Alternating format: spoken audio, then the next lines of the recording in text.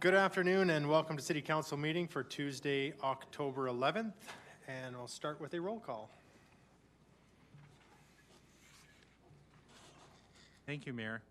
Councillor Campbell? Present. Councillor Carlson? Present. Councillor Croson?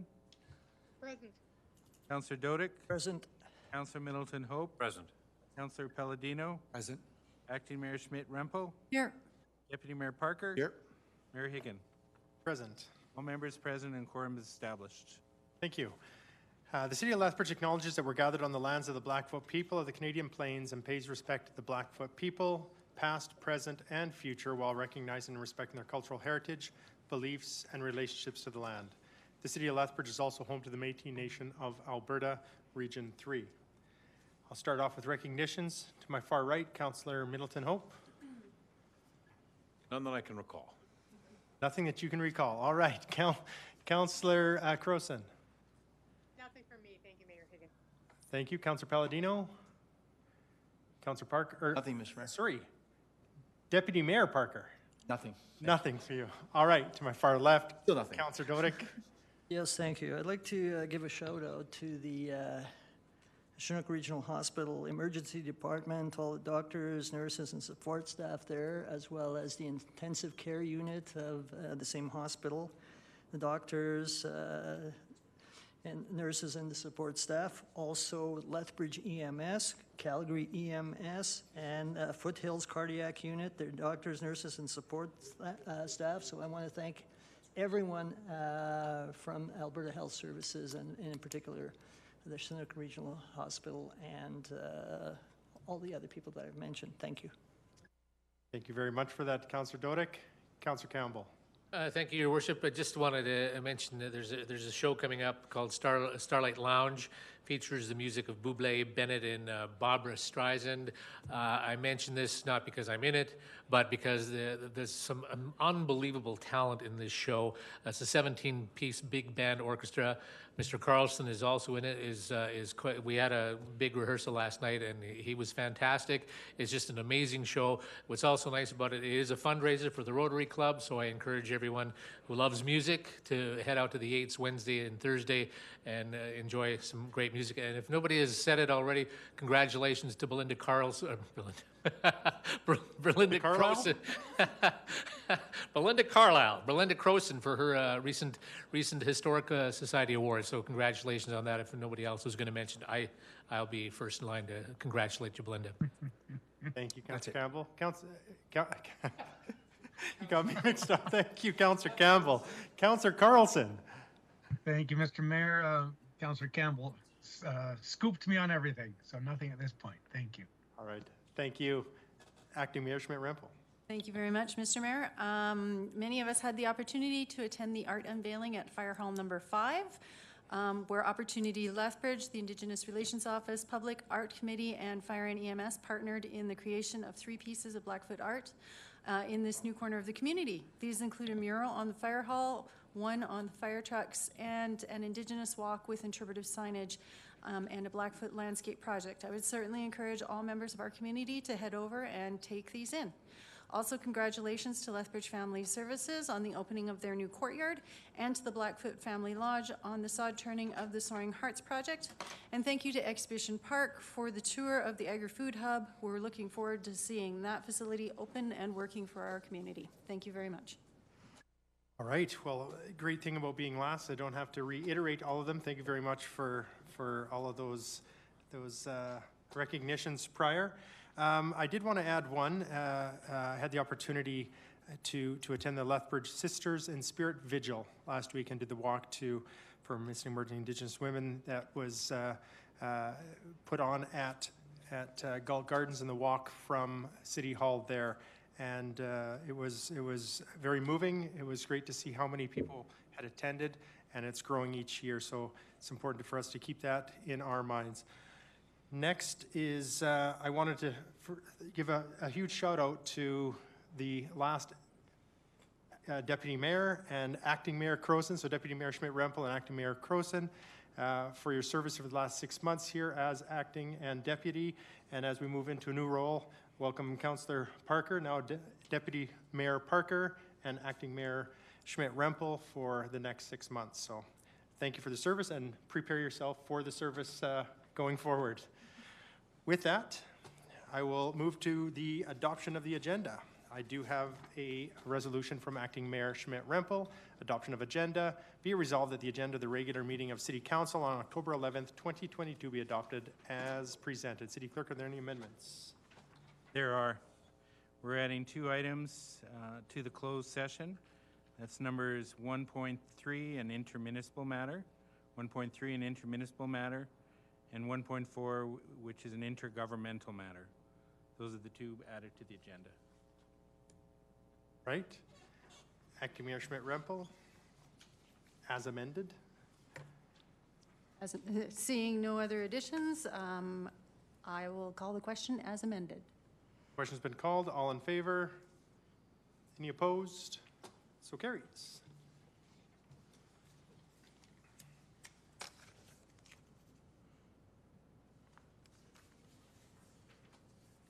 Next, I have a resolution from Councillor Middleton Hope, consent agenda. Be resolved that the minutes of the following meetings of City Council be approved and the Mayor and City Clerk be authorized to sign the same.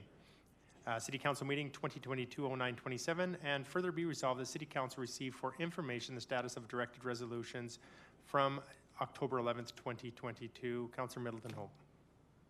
Yes, thank you, Your Worship. Are there any questions, comments, concerns? Clearly none. I do have one. Oh, you Meetings with an S of City Council. I'm just wondering, Mr. City Clerk, we have down here minutes of the following meetings, and we have 1 meeting. Not that it really matters, just We'll correct it in the minutes. that's just minor, but other than that, nothing else. Councilor Apparently it Middleton. is. And I call a question. Question's been called. All in favor? Opposed? So carries.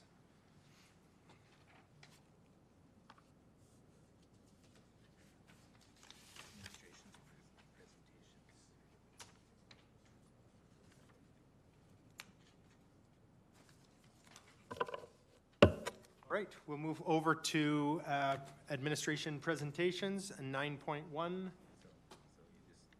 Targeted Redevelopment Incentive Program, the TRIP overview. So, Mr. Malcolm.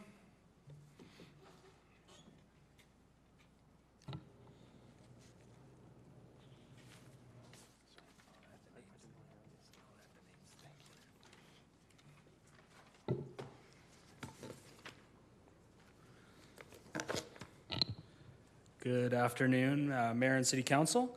So today, in advance of 6 applications being considered for approval, administration would like to provide an overview of the program and share the cumulative financial picture of the potential applications for your consideration today. Next slide. So the TRIP, or Targeted Redevelopment Incentive Program, is one of 3 incentives that makes up the Urban Core Incentive Program. It is a tax-based incentive for redevelopment projects with a minimum construction value of $500,000 that reduces the effect of an increase in municipal taxes attributable to the differential between pre-construction and post-construction.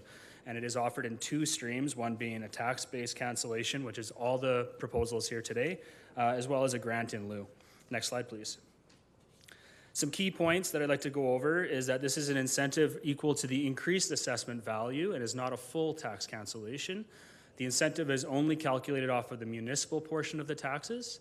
The values shown in the presentations and the submissions are all estimates, and they're subject to change dependent on the assessment values as well as the tax rates in each year.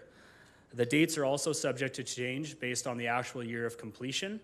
And in alignment with CC 53, City Council must receive and approve each individual application in the order that they were received, which is an important piece as you have 6 in front of you today. Next slide, please. So currently, City Administration has been in receipt of 10 project applications. 4 have been approved to date, and there are 6 presented today. There are another 3 that we anticipate coming forward but are not received in application form yet. Next slide, please. The next 8 slides will look very similar to this one, and is important to understanding that cumulative financial impact. So this first slide shows the 3 projects approved to date, and I'll show a couple pieces of this table that are important. So you'll see the columns have each address for each of the approved applications. The total year tax cancellation is the cumulative value to date of those applications. You'll see in the tables below the number of years, and they differ based on the incentive or the construction value of each project. You'll see the construction value represents that. The base assessment, that is the assessment of the project pre-construction. And then you'll see the next box has the completion assessment, which is an estimate of based on the investment being proposed. The 20-year municipal tax without redevelopment would be our best guess of the tax implications if redevelopment did not take place, basically continuing forward as the project or the property exists today. The next one is 20-year municipal tax with redevelopment. So we take projections based on the construction value and as our best estimate as to the amount of taxes that we would see in a 20-year window after redevelopment. The canceled tax is the proposed amount that is canceled due to the incentive. And the last one, which I think in terms of return on investment is the biggest one to look at, which is the net increase over 20 years of municipal tax with the redevelopment. In essence, that is the with redevelopment number subtracted from the taxes without redevelopment, as those would have been incurred anyways, and then subtracting the cancellation as well. Next slide, please. So the next slides are each individual new proposal, which is part of the submission package in your agenda today. And what we will do is kind of shift them over one at a time to show that cumulative impact. So I'm not going to go through all of these right now in consideration of time, but I will just identify the addresses that are in your package. So 622 3rd Avenue South. Next slide, please. 507 6th Avenue South. Next slide, please. 321 8th Street South. Next slide, please. 702 3rd Avenue South. Next slide. 319 6th Street South. Next slide.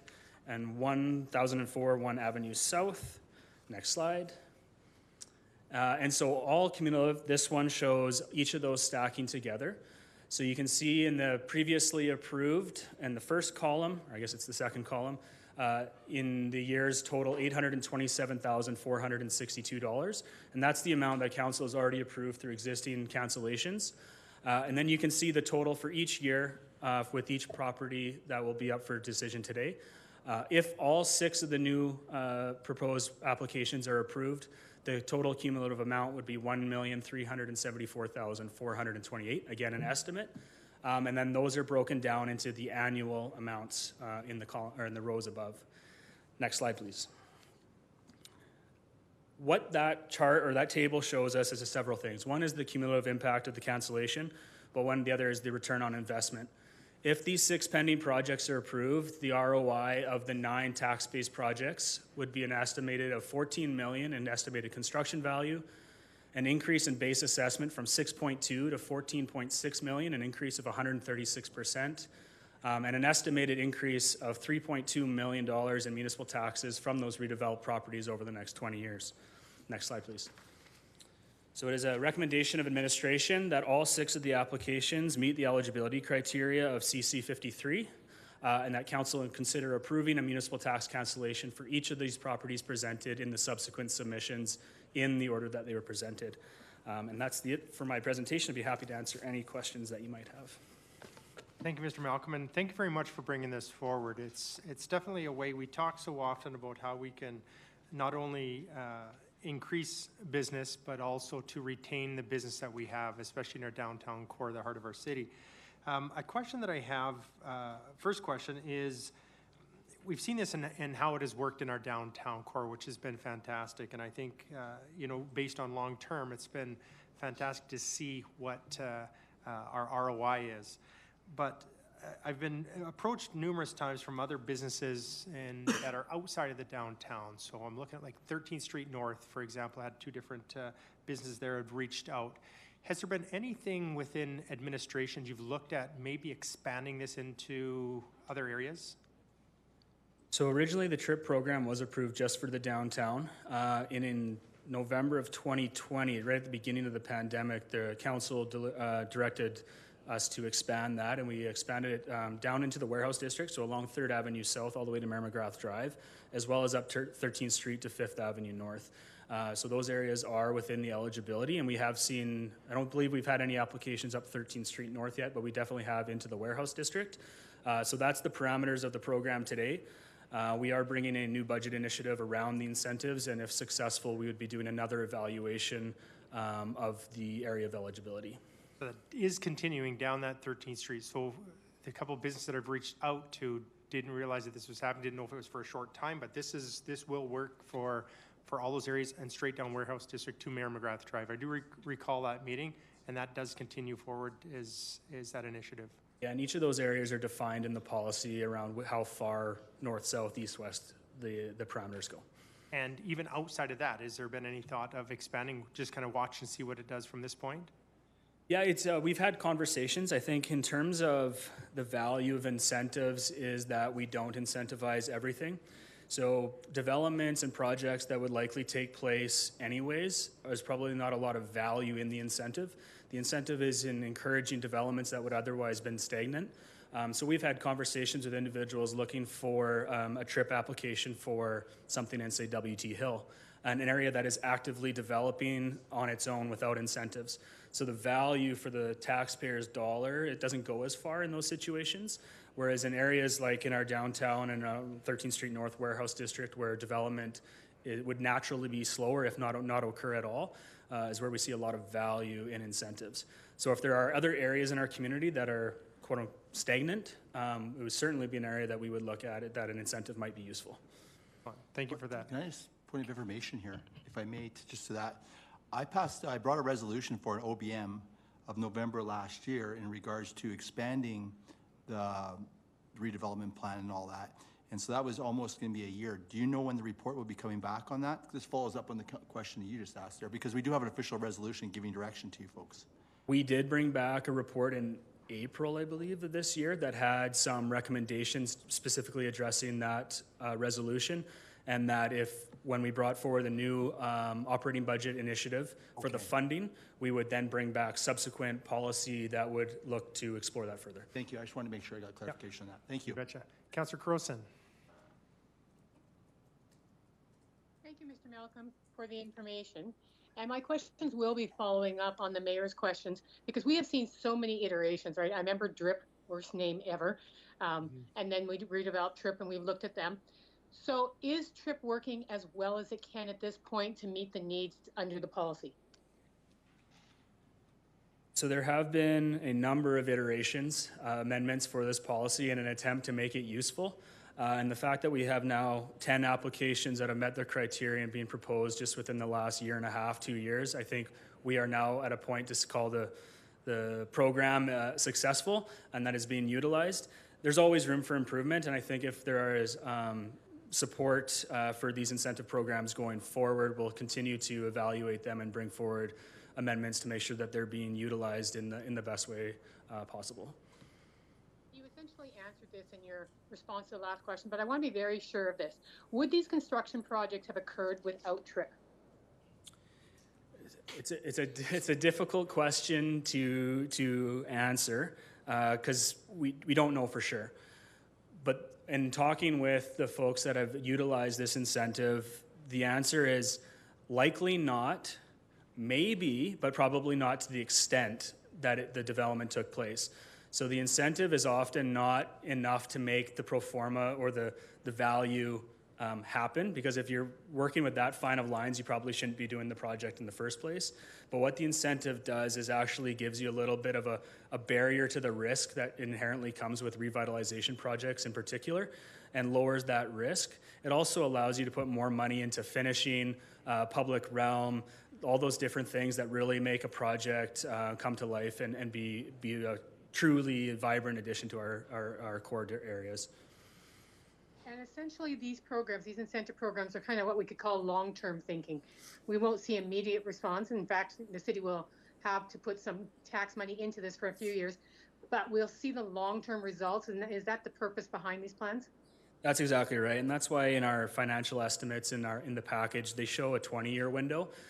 Because in the first few years, I guess it appears like we are subsidizing growth, but really then as soon as the incentive period is over, you're realizing that quite large increase in taxation due to this assessment, and then that goes forward for a long period of time. We only look at 20 years because that's kind of what we've talked to industry in terms of how long a building or a structure might go before more investment is made into it. But really, these investments could feasibly be seen to be, could look at a 50 or 80-year window that the city would continue to see that increased growth. Thank you very much, Mr. Malcolm. Thank you, Mayor Higgins. Thank you. And I want to go back to one of the slides here. You don't have to go back to it, but it's important that the community understands that this is based on the increased assessment and, of course, not a full cancellation of taxes, because that question's come to me numerous times. And I know throughout all the different reiterations of this particular policy, it's great to have this forward again. And I'm thinking, if I look over to Mr. City Manager, maybe if we get that passed around, I know I would like it, I don't know if any other councillors are looking at, to have, what these different changes have been over time, because if we get the questions, sometimes there's been many changes, but of course we've been able to pivot, and Mr. Malcolm, you've done a great job in bringing, some of the concerns of the community forward and making those changes and presented them to council. So thank you very much for that. I don't see any further questions in the queue, so thank you very much for your presentation. Look forward to seeing more of these in the future. Thanks. Thank you. I do have a resolution from Councillor Palladino. Targeted Redevelopment Incentive Program. Be it resolved, the City Council receive the Targeted Redevelopment Incentive Program overview as information. To open debate, Councillor Palladino. Thank you, Mr. Mayor. So we heard the Targeted Redevelopment Incentive Program is one of 3 incentive programs specifically for the urban core. It is offered in 2 streams, a tax-based cancellation or a grant in lieu of cancellation. 6 sites have been identified and presented and will provide a return on investment. So unless there are any further questions of council, I would call a question. Any further debate? Take that as your opening and closing. All right. With that, question's been called. All in favor? Any opposed? So carries. Thank you. Next, we have a presentation, our Lethbridge 311 update by Mr. Hillier, General Manager of Customer Service and 311.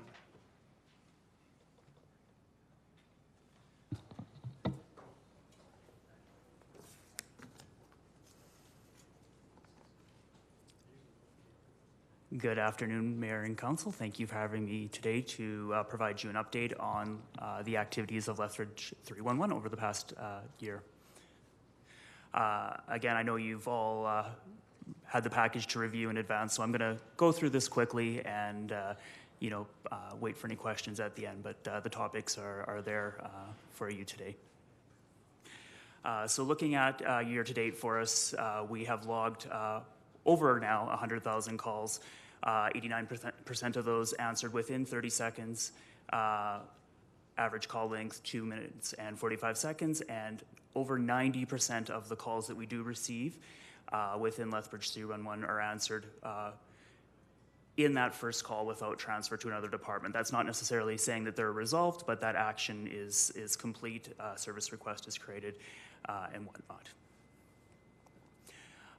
Looking at our trends over the month, we do average around about 10,500 calls a month throughout the year, June being our busiest time of the year, as that is tax season here. Next slide. Looking at the community and what the community feels about us, feedback that we've received from the community, both through the contact center in the orange bubbles below there. We receive a number of positive comments, as well as the comments and trends that were received in the Ipsos Reid Community Satisfaction Survey, again representing that 93% of people that contacted 311 were satisfied with the service they received, and 91% of people found us courteous, helpful, and knowledgeable. Next slide.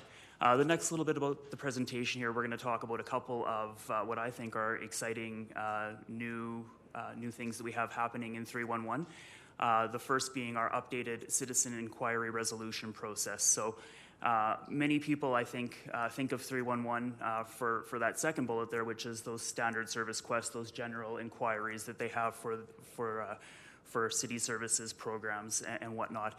And we are 100% still there today to deliver on that. But we have enhanced our ability to deal with those escalated types of inquiries, and we have hired a new inquiry resolution administrator to handle those escalated types of inquiries. So 311 now is essentially your one-stop shop for all City of Lethbridge inquiries, whether simple, complex for administration or council. We are here as your first point of contact to have your issue, your concern, your celebration, whatever that may be, to have that answered. And there are many benefits to this as listed below. Again, improved response times, reduction of duplicate requests, improved tracking and reporting, some consistency as well as more complete responses by the ability to leverage the 311 knowledge base. And as we look to enhance that ability to deliver on everything, we have expanded the channels that we are able to provide customer service through.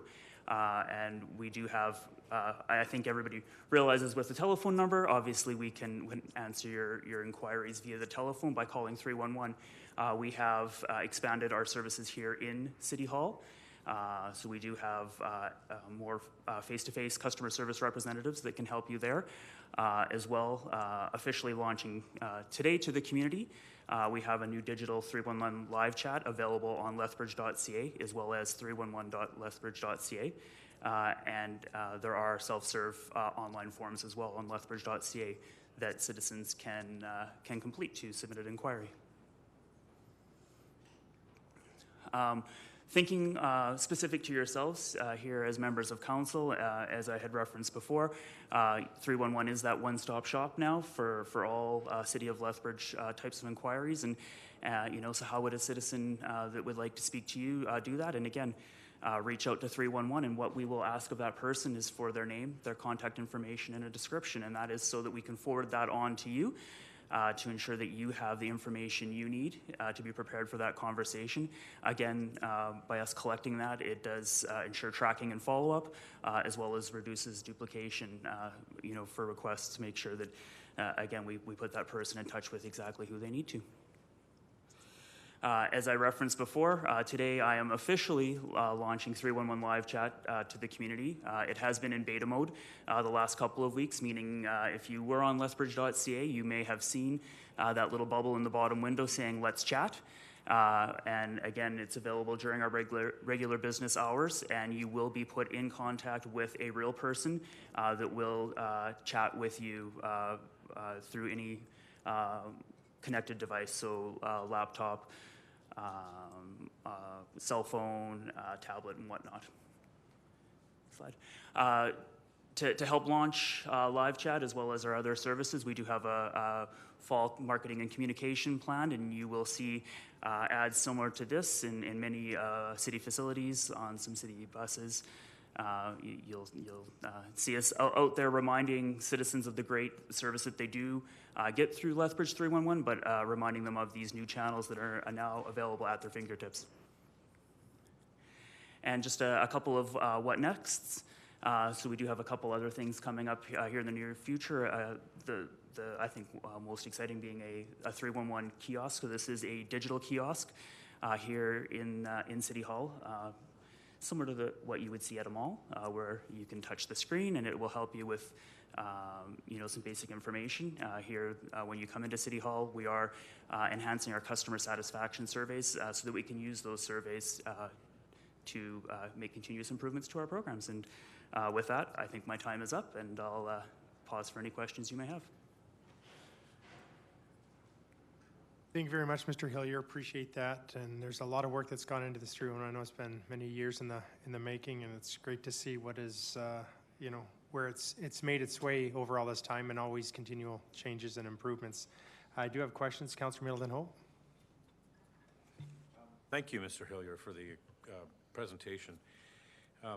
As part of what's next, you talked about continuous improvement based on feedback, so I'm going to provide you with some. Could we achieve economies of scale if we considered combining facilities and/or activities of 911 and PSCC with 311? consider co-locating perhaps 311 with PSCC?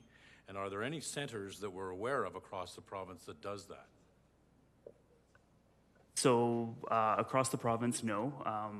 What I can say, as we were, so 311 is relatively new. Again, we did launch in 2019, and there was a lot of research and investigation, including meeting with both consultants as well as other municipalities, both here within the province, within Canada, as well as across the United States. What I would tell you is that model that you are referencing has been explored in other jurisdictions. What they tend to find, those that had done that have tended to split as they matured more. And it is recognizing that the two lines of business, although people are on the phones, the lines of business are quite different. The urgent nature, the triage, the dispatch, versus what we do provide. So what I can say is it was explored, and not necessarily a model that is right. Yeah, I'm not suggesting training everyone to one particular level, whatever that happens to be. I'm simply looking at economies of scale in terms of co-locating facilities. So 311 PSCC in one facility. So if there are economies of scale to be realized by examining that, then perhaps we should be looking at it. If you've done that and you indicate that there really are no economies of scale, we need to keep them separate, then I can accept that. But I'd like us to consider it as an option going forward. That's my feedback. Perfect, thank you. Guessing you're going to say my name, so. Deputy Mayor Parker. Very much. Thank you, Mr. Hilliard. Thank you very much for all the work your staff has done to date. As most people know, 311 wasn't something that just happened in 2 years. It was a long process, and I got to give credit to Councillor Morrow, because I think he brought the idea forward back in the early 2000s. So I'm glad it's come to fruition. It's been a success. My question to you is in regards to, things have changed a lot at City Hall since COVID. There's glass walls all over the place. And though we are coming out of this pandemic, touch wood, people are coming to City Hall. They're coming here, they walk by, they go, hey, I'm just coming to the city, I want to check something out, or hey, I have a question. And our staff do an amazing job in overseeing each one of their departments and all that. Is there an opportunity, I think you have probably 8 people up there, am I correct, 8 or 9 people who are working the phones right now, for lack of a better term? Yeah, I mean, they're not on the phones, but they're providing 311 level service face-to-face, correct? And I know how many phone calls they take. Is there an opportunity to, because when people come to City Hall right now, it says, you can't go up here, you can't go here, you can't go here. Could we put some kind of, one of those operators in City Hall to answer the questions when Mr. and Mrs. Smith come inside? They go, hey, I want to talk to Mr. Sarsfield, I want to talk to your city clerk, I want to meet with a member of council. Hey, where do I go regarding pool passes? And then, is there an opportunity to put a person here, so for example, if they're not taking calls, they can answer the questions of those citizens, but if they're not taking the questions of the community, they're back on the phone taking calls. Is there an opportunity to do that? So the kiosk that I referenced is our next foray into, I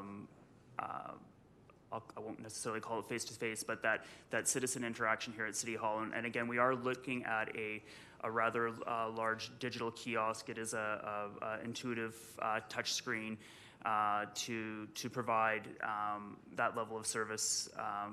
And I know you're looking, or you referenced an individual. What I would say, we have explored that model, and we will continue again through feedback to explore other models. We are continually evolving. We are here for customer service. We are here to serve the community. Right now, we think the kiosk is the next natural progression or natural step in that direction. What we've heard from others that have things like that is that people, and I think we often think that people aren't tech savvy or they're not able to use a lot of devices, and the reality is, especially through COVID and the transitions that it has, as you referenced, that it has changed things. People are much more technology savvy and able to deal with things like that. So that's where we're headed next. To your question, could we put a person there? I think we always could. It probably comes down to a bit of dollars and cents, because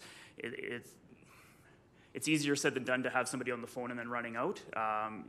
What we try to do with our as we're staffing our people is to have one focus for the day, meaning you would be working live chat, you would be on the phones, you would be working face-to-face. Again, depending on call volumes or the mode, medium that people are using, we can shift them around, but it's not as easy to just be bouncing all over, so. And I appreciate the answer. I don't like the answer, but I appreciate the answer. So my feedback and my input on this would be, I understand the idea of a kiosk and all that when you go to the mall, when you want to find out where is Lululemon or where's, you know what I mean? I see the idea, I don't understand that, but humans like to interact. And if you did 311, you're doing it because you're phoning someone. Otherwise, we would just send everyone to their website if everyone was doing it that way. So there's a reason why we have someone answering the phone, because there's a human element to the aspect. So that strengthens the argument. So I would prefer, and if it has to be a budget initiative or something like that, what you're telling me is we can make it happen. It just logistically could happen. So I like your idea of the kiosk, but I still doesn't think it fills that void of having the human aspect. That's just from when I talk to people in the community, because this is the people's building and they like to visit with a person. So that's but overall, I think 3-1 has been a huge success thanks to your staff. So thank you. Yeah, and if I can add just one more thing quickly to that. You will, I know those of council who have been in here through last week and the week prior, there have been some renovations that we have done to the kind of the central part of the counter to move our staff forward. And again, to your question before, we have cross-trained a number of individuals there. So again, what you will see once those renovations are complete and the signage is up, there will be a more prominent customer service and 311 presence there in the main part of the foyer. Thank you. It helps me get my head around it. But once again, thumbs up to you guys' department. You guys have done an amazing job. Thank you.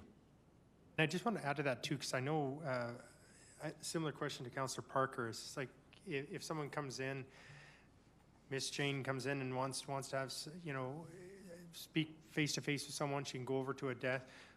But I think I remember a comment being that if that person is part of that 311 team is on a call, they could be on a call for 5 minutes when a person's standing there. And I think but I agree that going in and seeing somebody, this is you just don't have much of that anymore, and it's that face-to-face experience. But if they're doing both, they could really be on a call for 10 minutes or 5 minutes. You hope that it's answered, as you'd mentioned here, up to 90% of the calls are answered a lot quicker, but there could be those ones, and if it's one person, is that fair to say? It is, yeah. So again, when you call into 311, it's not a press 1 if you have this type of concern or press 2 if it's this. All of our specialists are trained on all city issues. So you might pick up the phone and it is a very simple 30-second call, but you could also be picking up a call and, that is 20, 30 minutes long. Routing through or getting more info. Okay. Yeah, so we can't really decide on that ahead of time. It's luck of the draw. Right. Thank you very much for that, Travis. Acting Mayor Schmidt-Rempel. Thank you very much, Mr. Mayor, and thank you very much, Mr. Hillier, for your presentation, and to your team for all the hard work that's been done over the past few months. I know I certainly enjoy the back end of the knowledge base and have had an opportunity to explore that and go through a few things, looking up some other answers for residents who've contacted me. So we're launching the live chat officially today. What was the response during the beta testing? Response has been, I'll say it depends on the day. Some days have been quieter. Some days have been pretty steady for the agents that we have. Again, starting today, we'll have, if the volume is there, 3 people dedicated to answering chats for the community moving forward. Yeah. Okay, that's actually a pretty good number if you're looking at 3 people to start with. So it's good to see that there's some good uptake in the community with that. Thank you. I see no further questions in the queue, so Mr. Hillier, thank you. Thank you very much for all your hard work with us. I know it hasn't been an easy road, and it's been challenging at times, but thank you for persevering, and we'll continue to make these improvements as time goes on, so thank you for everything you do. Absolutely. Thank you for having me today. I do have a resolution here from Councillor Campbell, 3-in-1 update. Be resolved, the City Council received the 3-in-1 update as information for debate. Councillor Campbell? Thank you, Your Worship, and thanks for the presentation. And I just want to echo my colleagues. Just had a great tour of and all the work that you did, and the people I got to meet, and you still had smiles on your face. 30,000 calls and you still smile, so appreciate that. It's an amazing service. I know I tell everyone 311 is where you got to go, and now with the new added chat feature, this is really a success story for the city, so thanks for all that you do. And this is all for information. We've heard a lot of information, so unless there's any other questions or debate, I'll ask my colleagues for the vote. I do have some debate. Councillor Parker? I forgot to say this as well. Just to add on, you guys have done an amazing job. Like, I know it's taken a long time, but I think we have to give a lot of kudos to the community as well, who have bought into it and believe in it. And I've heard lots of positive feedback from the community. It's an amazing resource, and I just think it's a two-way street. You guys are there to answer the questions, but if they don't take the opportunity to ask the questions, which they have done, so it's kudos to the community as well for utilizing this service.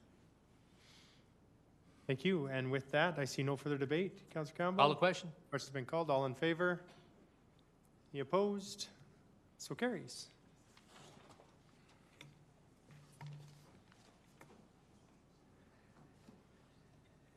Next, I have Janet Gutzel, the Senior Subdivision Planner, for a proposed amendment to Colebrook Gate Comprehensive Plan. Ms. Gutzel. Good afternoon, City Council.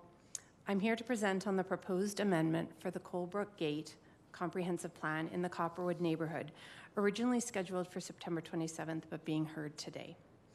The reason this application is before Council today is that based on the amendments to the Subdivision and Development Authorities bylaw, whereby Municipal Planning Commission was dissolved, Council is now the approving authority for comprehensive plans and plan amendments for the Urban Innovation District in Land Use Bylaw 6300. The UI district requires a comprehensive plan to guide the development within the district.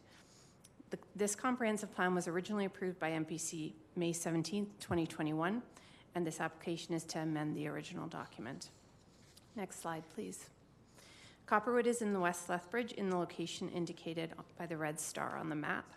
The amendment to the comprehensive site plan has been prepared by Stantec Consulting Limited on behalf of Daytona Urban Land Development Corp. Next slide, please. Taking a closer look at the Copperwood neighborhood, you can see the location of Copperwood Phase 31 in the southeast corner of the neighborhood as outlined in red. This area was constructed in 2021. Next slide, please.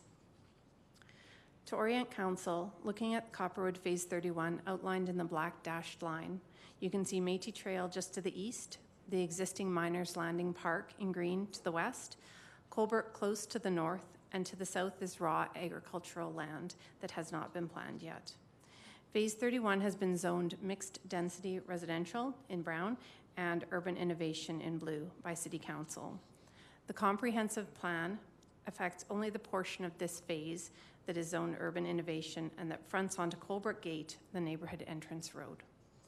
This area did not immediately lend itself to a standard lot layout. City staff worked with the consulting engineer and the developer to determine how this particular cell would be laid out with lots and streets. The final design not only met with city standards and maximized the lot yield, but provided the opportunity to do something different with the lots fronting onto Colebrook Gate. These lots shown in blue and the grading and site design allowed for a front walkout type lot whereby commercial units on the main floor could access the street with residential units above. Next slide, please. So what is urban innovation, or UI? So this district is not typical, and the purpose statement is on the slide above. Next slide, please. The developer's original vision for this site included 10 live-work townhouse units 2 buildings with 3 units each, and 1 building with 4 units each, where the residents would live in the upper 2 floors of each unit, and the ground floor would be dedicated space for the residents to operate a home occupation. Due to market conditions, the developer believes that allowing the main floor units to function as independent commercial space would provide more flexibility to the owner of the unit. This amendment outlines this proposed change. Next slide, please.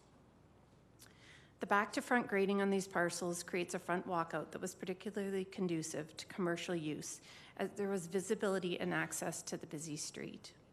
In order to accommodate parking for the commercial uses, a parking lay-by has been constructed at the front of the units, separate from the regular traffic on Colebrook Gate. Landscaping has been provided in the medians on Colebrook Gate to enhance the aesthetic appearance of the area. Parking for the residential component will be provided in detached garages off the rear lane. Next slide, please.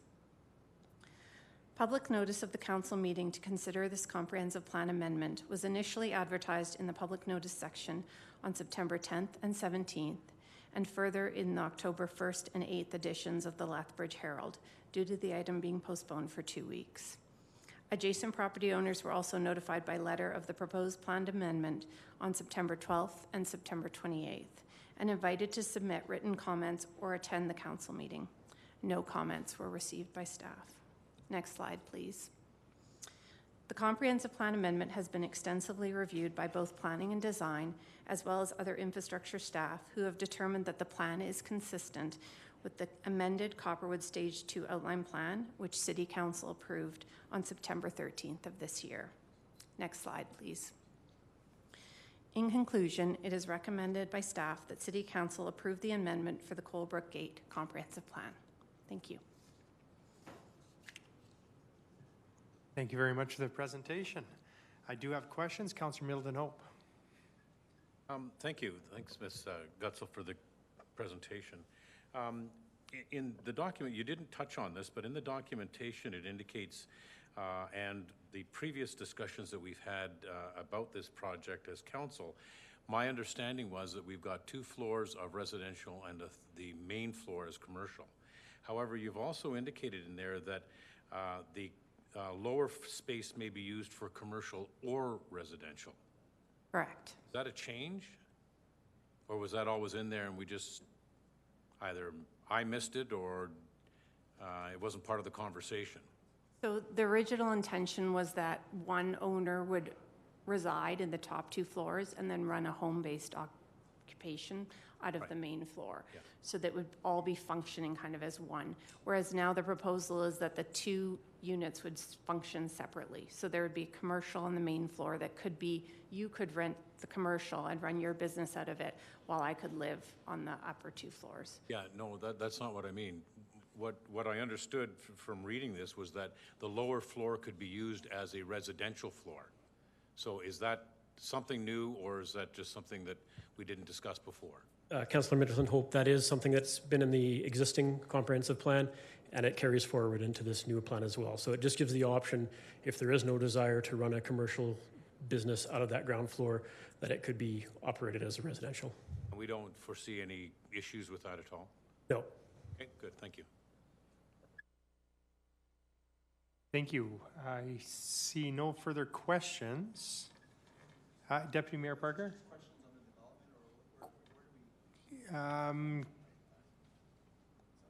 Questions on the plan?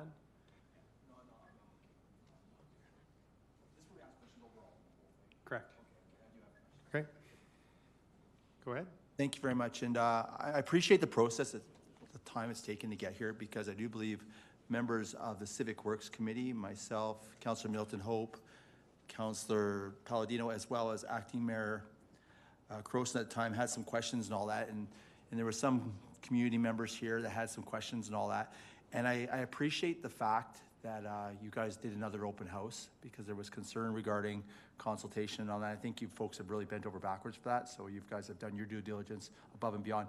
But there was some suggestions that, from one person that said, speed limits and all that. I know they were talking about trees, and you can't put trees up in certain areas, but what they're told is because of sight lines for drivers and all that. But speed limits, is is it going to be 50, or is there an opportunity to make it a 30-kilometer-hour zone?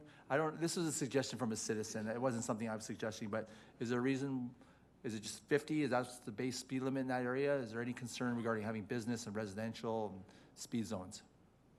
So transportation had no concerns about a speed limit of 50, and that's partly why the lay-by was created, so the parking is separate. Perfect, thank you very much. I just wanted to make sure I brought that question forward on their behalf. Thank you. Excellent. I see no further questions. So I do have a resolution from Deputy Mayor Parker. Proposed amendment to Colebrook Gate Comprehensive Plan. Be it resolved, the City Council approve the proposed amendment to the Colebrook Gate Comprehensive Plan for debate. Open, Councillor Parker. Well, first of all, is there any questions in regards? Obviously, we've already entertained all the questions, so we'll get right into debate. I'll use my comments for closing, so if anyone else wants to speak. I see no one in, so it's... Thank you very much. And actually, I'm pretty excited about supporting this. We've gone through a very thorough public process, both through the Civic Works Committee, as well. There's been public consultation through the developer. But this is kind of new and innovative. And I think there's a demand for this in the community. And I think some of the apprehension in the community is they've never really seen something like this in residential neighborhoods. But I think our administration, as well as the developer, have addressed those issues and those concerns. And I think we have to be optimistic that this will be a success. I think there's a demand and a need. And so when you have a demand and a need, I think it's success. And then more importantly, when you work with the surrounding neighborhood, work out any kind of concerns, which I think has happened and occurred to date. So I think it's a win-win for everyone, and I'd ask for council support. With that, question's been called. All in favor? Any opposed? So carries. I'm going to take...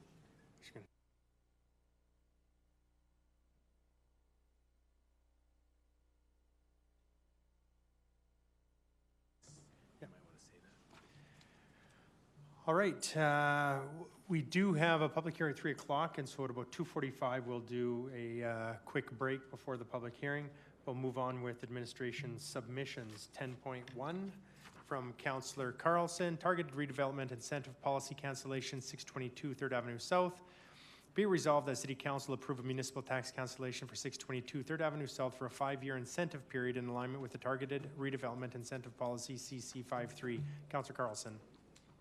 Thank you, Mr. Mayor. I had quite a lengthy intro planned, but I think Mr. Malcolm in his earlier presentation covered most of the points I was going to make. I believe, similar to many of these in front of us today, that this is an investment in the future of our community. I think following this policy is going to set our community up for success, and I just ask for my colleagues' support for this cancellation. I see no questions. I take it as your opening and closing debate. With that, question's been called. All in favor? Any opposed? Carries. And the next one from Councillor Crowson. Targeted Redevelopment Incentive Policy, Municipal Tax Cancellation, 507 6th Avenue South. Be it resolved, the City Council approve a municipal tax cancellation for 507 6th Avenue South for a 5-year incentive period in alignment with the Targeted Redevelopment Incentive Policy, CC53. Mayor Higgin, I think you're going to hear a lot of dittos today because, of course, the information is similar for each one. At 507 6th Avenue South, we have a base assessment value of $957,000, estimated construction value of $550,000, for an estimated post-construction assessment value of $1.2 million. And with the information from this and the presentation on TRIP, I will bring forward the question unless there are any questions or comments from my colleagues. I see none, so is that your opening and closing, I take it? Absolutely. With that, question's been called. All in favor? Any opposed? So carries. And from Councillor Campbell, Targeted Redevelopment Incentive Policy, Municipal Tax Cancellation, 321 8th Street South. Be resolved, the City Council approve a municipal tax cancellation for 321 8th Street South for a 5-year incentive period in alignment with the Targeted Redevelopment Incentive Policy, CC53. Councillor Campbell. Thank you, Your Worship. I will not repeat what everyone has said, and we've already seen the information. And Mr. Malcolm has shown and proven to us that this program is indeed a success and should continue on. And I'll ask for my colleagues' support on this one. And questions have been called. All in favor? Any opposed? And Groundhog Day again. Deputy Mayor Parker, Targeted Redevelopment Incentive Policy, Municipal Tax Cancellation 702, 3rd Avenue South. Be it resolved, the City Council approve a municipal tax cancellation for 702, 3rd Avenue South for a 6-year incentive period in alignment with the Targeted Redevelopment Incentive Policy CC53. Question's been called. All in favor? Opposed? So carries. And from Councillor Middleton Hope, Targeted Redevelopment Incentive Policy, Municipal Tax Cancellation 319-63 South. Be it resolved, the City Council approve a municipal tax cancellation for 319-63 South for a 6-year incentive period in alignment with the Targeted Redevelopment Incentive Policy CC53. Councillor Middleton Hope. Thank you, Your Worship. I notice that my staff is no longer here, but I'm curious, Mr. City Manager, in regards to the difference between 5 years for 10.1, 2, and 3, and now 6 years for 10.4 and 10.5. Do we need to take note of that at all? Oh, Mr. Malcolm is here. Look at that. Thanks for the question. So each project potentially has a different incentive period. The incentive period is determined on a chart within the policy, set based on the size of the initial investment. So the larger the initial investment, the larger the incentive period goes. So projects that have a larger construction value will have more years, and so each one is determined based on that policy and that table within it. That answers my question. With that, Any further debate? I see Deputy Mayor Parker.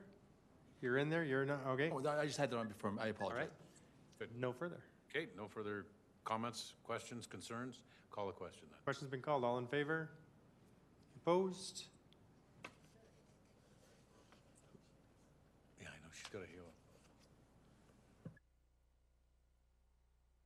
And from Acting Mayor Schmidt-Rempel, Targeted Redevelopment Incentive Policy, Municipal Tax Cancellation 1004, 1st Avenue South. Be it resolved, the City Council approve a municipal tax cancellation for 1004, 1 Avenue South for a 5-year incentive period in alignment with the Targeted Redevelopment Incentive Policy CC53. Acting Mayor Schmidt-Rempel. Thank you very much, Mr. Mayor. I don't need to repeat what everybody else has said, but this space is converting an existing commercial warehouse space in the warehouse district into a fitness facility with mixed martial arts, yoga, and workout room. I'm going to look forward to that one. If none of my colleagues have any questions or debate, I will call the vote. I see no questions. So take it your opening and closing. With that, question's been called. All in favor? Any opposed? So carries.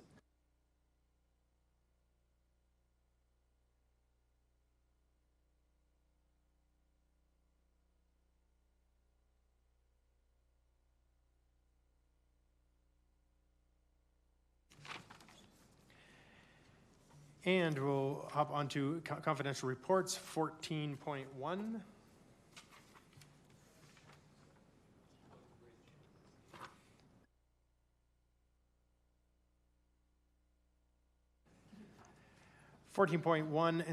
Airport Framework Incentive Update, verbal. Be it resolved, the City Council direct the closed meeting reports, documents, presentations, and discussion with respect to Airport Framework Incentive Update, verbal, remain confidential pursuant to Section 23, Local Public Body Confidences, and 24, Advice from Officials of the Freedom of Information and Protection of Privacy Act. Acting Mayor Schmidt-Rempel. I will call the vote. Question's been called. All in favor? Any opposed? So carries. 14.2, personnel, verbal from closed meeting. Be it resolved that City Council direct that the closed meeting reports, documents, presentations, and discussion with respect to personnel, verbal, remain confidential pursuant to Section 23, Local Public Body Confidences of the Freedom of Information and Protection of Privacy Act, and further be resolved, City Council amend the 2022 Council on Committee calendar to include an additional Economic Standing Policy meeting at 9:30 a.m. on November 8th, 2022. I do have questions. Councillor Carlson. Actually, Your Worship, it was much earlier than this. Did we miss 10.7 or did I miss something? 10.7 will come back right after the confidential reports. Oh, okay, sorry. Actually, sorry, after public hearing. I knew that it was coming up here with the public hearing. My apologies. I should have asked for hopping along here. Thought it would go beyond our time of starting public hearing, so I thought it would clear out some of the other items. But we will be back to that. It's not skipped. Skipped All but right, not thank- forgotten, sorry. Thank you, Mr. Mayor. Just for information, I do have an appointment that I have to be at 3, but I'll try and get back in time for the All right. public hearing and that discussion. Thank you. Thank you. So, Councillor Palladino. Personnel, question been called? All in favor? Any opposed? So carries. And 14.3, closed meeting intermunicipal matter. Be resolved, the City Council directed the closed meeting reports, documents, presentations, and discussions with respect to intermunicipal matter remain confidential pursuant to Section 21, harmful to intergovernmental relations, and 24, advice from officials of the Freedom of Information and Protection of Privacy Act. Acting Mayor Schmidt-Rempel. I'll call the vote. Question been called. All in favor? Any opposed? So carries. 4.3, no. 14.4. And I moved by Councillor Campbell. Okay, be resolved, the City Council directed the closed meeting reports, documents, presentations, and discussions with respect to intergovernmental matter, verbal remain confidential pursuant to Section 21, harmful to intergovernmental relations, and 24, advice from officials of the Freedom of Information Protection of Privacy Act. Councillor Campbell. Call the vote. Question's been called. All in favor? Any opposed? So carried. So now we'll recess till 3 o'clock.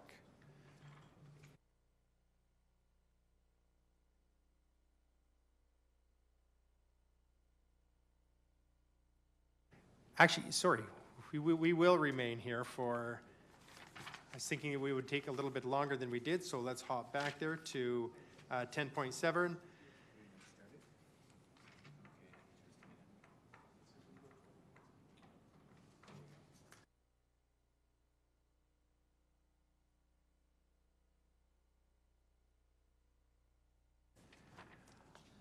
All right, I do have a resolution from Councillor Campbell regarding a third Bridge River crossing review. Be resolved, the City Council received the third Bridge River crossing review report as information, and we'll open it up for questions. Councillor Dodick. Yes, thank you. Okay, my first question deals with page 2 of the City Council report, which would be page 114 of 195, and in the middle of it, it says, and it makes reference to the City Council resolution of November 30, 2009, which has 2 operative clauses, one that talks about the Chinook Trail, and the second operative clause that future planning investigate means to delay or eliminate the need for a future river crossing. And of course, the background to that was because we knew what the costs were going to be associated with that. So my question is, what has been done in furtherance of that second operative clause?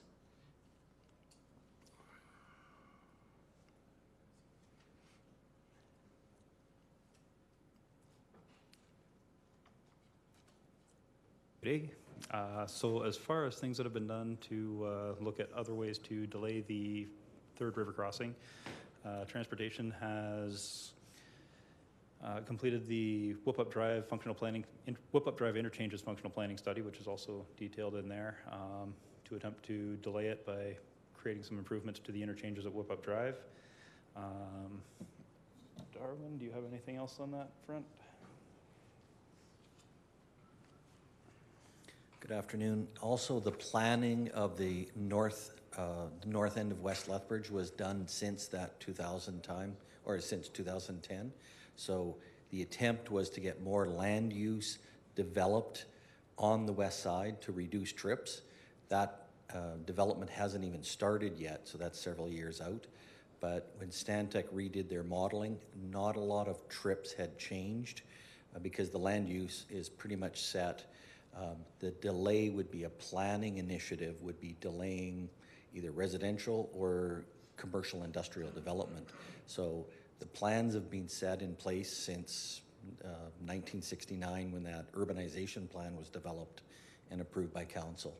But other than delaying the inevitable trips, and that would be through commercial activity, and that's planning's attempt on trying to change the planning. They can only influence it a bit, but you can't control where stores are going. You know, the big commercial outlets are on South Lethbridge. There's really no commercial outlets on West Lethbridge to this day. There's some minimal commercial there, but it's getting more commercial activity, and that'll just come with time. Yeah, at the risk of sounding very simplistic, there's no indication that the bridge is needed as we sit here today, other than a number of people feel that it's needed, but from a traffic point of view, it's not needed. So my simplistic question is, if you were to curtail or severely reduce the residential development on the west side and sort of focus more on the north and south side, would that not obviate the necessity of a bridge, at least for some significant period of time? I'll try to answer that and turn it over to our consultant that plugs in the numbers with land use planning. Basically, the trips are developed from residential development happening. So yes, if you froze residential development on the west side, you would no longer have additional trips on the west side going back and forth. There could be a slight change, but that would be freezing all of the land use plans, the ASPs and outline plans that have already been approved by council. And I believe there's developers that would be very upset about not being able to develop land on the west side. But I'll let Joe, our consultant from Stantec, speak to what gets plugged into the model. No, I don't need any more of that. What I wanted to hear was exactly what you told me, that in reality, that would take care of the necessity for a bridge for some significant period of time. Now, you may recall that earlier this year, I requested information from the city treasurer. He provided the information, putting up hypotheticals as to what would be the cost associated to the taxpayer if they were the sole funder of the bridge. And the lowest number that I used was 200 million, which may be a little high based on the numbers that I see now. But the reality was that at borrowing at 10%, amortizing over a 10-year period of time at 3%, which you can't get anymore because that's not gone up. It talked about tax increases of 14.5% for the taxpayer over that 10-year period of time. So my question was, nowhere in any of the reports do I see that being a consideration. So, for example, various iterations of Alberta Transportation made it clear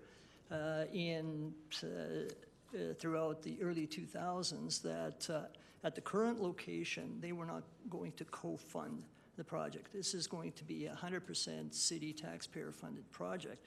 So my question is, was it not incumbent, or do you consider it as part of your duties or scope to actually look into whether or not the cost is truly cheaper or less expensive for city taxpayers when you're having a situation where you're not getting provincial contribution and only 100% taxpayer contribution? Is that something that you look at, or are you just looking at the raw numbers and saying, look, Popson or the other site is 90 million more and this one is 90 million cheaper?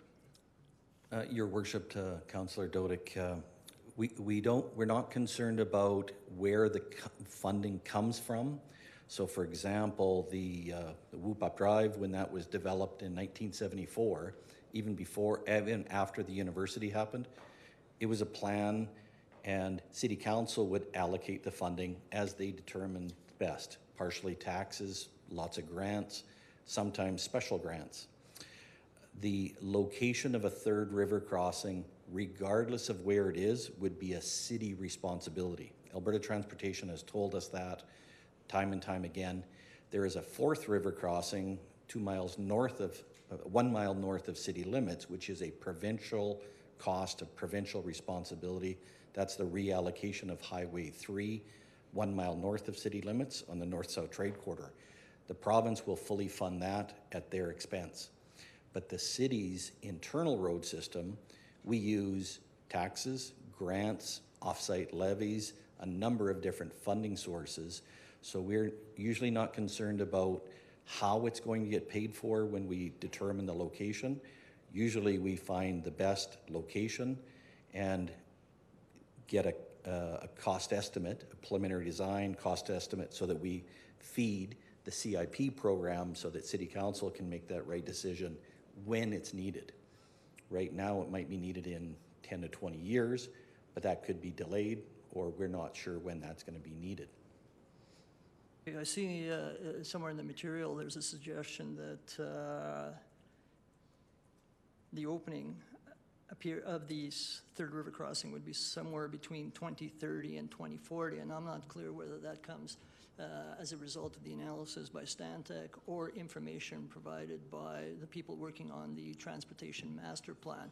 But I guess the question is, Mr. Jewell, do you agree with that assessment of 2030 to 2040? I'm going to answer the question. 10, 12 years ago, when AECOM did the study, the results were very similar. They said it'll be about 20 years until it's even warranted. When it happens is a funding question, but when it's warranted to need it is another 20 years out. That was 2010 from 2007 model information. I'm going to ask Joe to talk to the Stantec modeling that was redone just this year, and I think it says something similar, but I'm not going to quote him. Let him answer that question. Well, no, I'm quoting the Stantec report. It exactly says that 2030 to 2040. And I was just wondering, was that something that, I guess you can answer, was that something that you arrived at, or is in consultation with transportation, Lethbridge Transportation, or on your own? Through the chair. Could just, for your, I know it's Joe, if you can get your last name. Sure. Joe Olson with Stantec out of Calgary, Alberta. Yeah, so we've redone the model. The old model was an old ME model. This is a regional model that's much more sophisticated, and preliminary analysis is showing that it's needed between 2030 and 40. We'll have some better results in a couple weeks. But it's certainly showing at an ultimate build-out at 2069 that it is needed, that there's certainly congestion at that ultimate build-out level. We have a horizon at 2039 that the modeling team is looking at, and they'll be able to pinpoint the year a little bit better the next few weeks once they calibrate that horizon. But it's using the land use that we've been given through the city that we understand employment and population to be for the areas growing out. Yeah, and my final question is, and it refers to your report, it's on the conclusions, which is on page 126 of 195. And this is one of the debates that people have, is the congestion as you hook up to Scenic Drive from the at least proposed route. And it says, there are some aspects of this study that will promote further debate over the alignments, such as sustained traffic congestion at the intersection of Scenic Drive and Marygrath Drive. So that is an issue, or at least that is something that will need to be addressed at some point. Is that not correct? Through the chair, there's definitely pros and cons with Chinook alignment, and one of them is congestion on Scenic that will have to be addressed. But there's many more pros for the Chinook Trail alignment, purchase of land, cost. It relieves more traffic from Whip-Up, given its proximity to Whip-Up, provides more for transit and active modes connections in the city as well. So, yeah.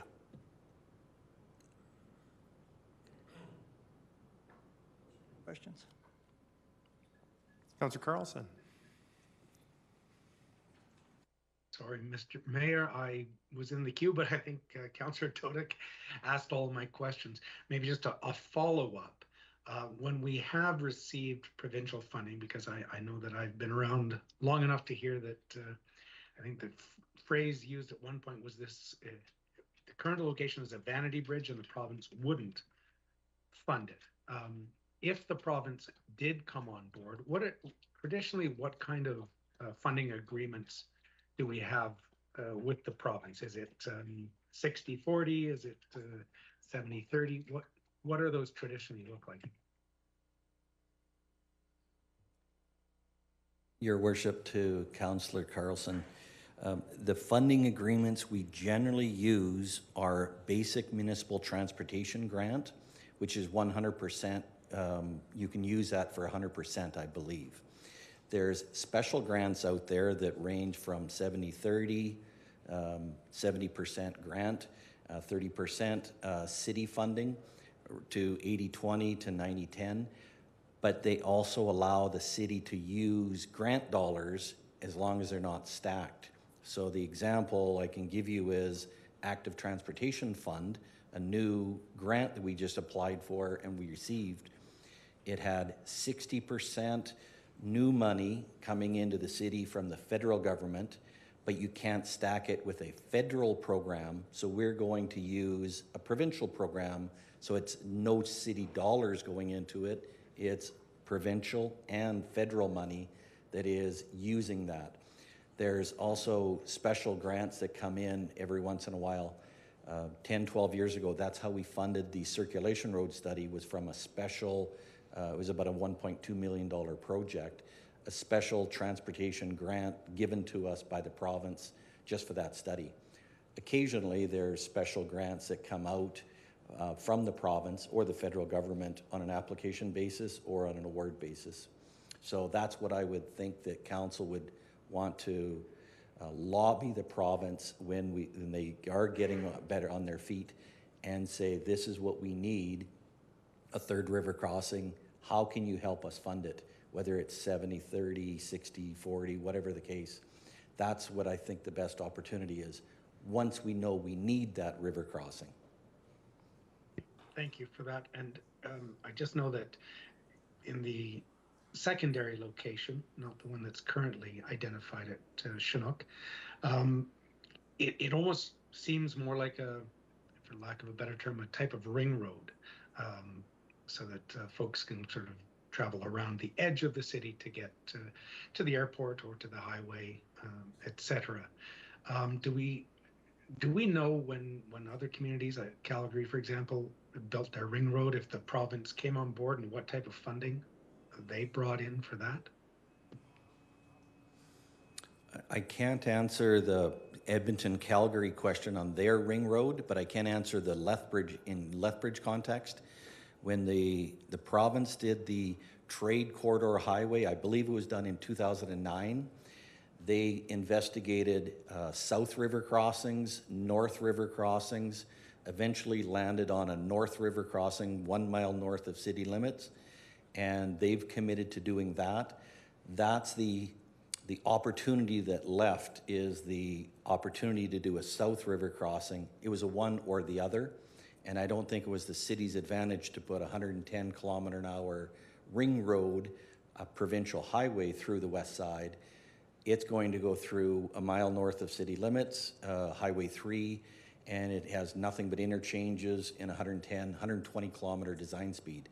So a totally different type of road than we're talking about here.